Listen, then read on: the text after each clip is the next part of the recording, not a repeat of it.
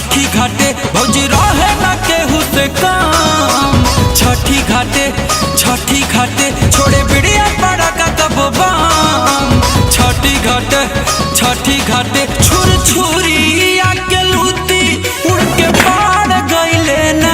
तब भौजी के नाई के लहंगवा तनी सजारा गईले ना।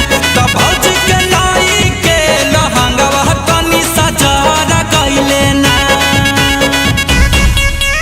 का हो भौजी हो गइलो लफड़ा।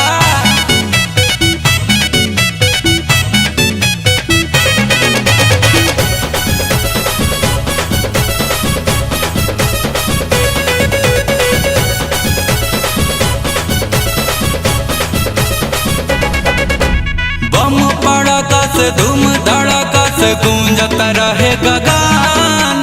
घूंघट संभारे न नीचे निहारे न अपने में रहे मगन। तो घटिया लागे गुलजार रहे भीड़ा वाया पार।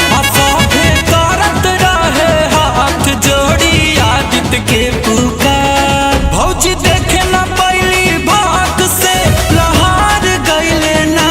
भौजी के नाया के लहंगवा तनी सजार गईले ना। भौजी के नाया के लहंगवा तनी सजार गईले ना। तो भौजी के नाई के लहंगवा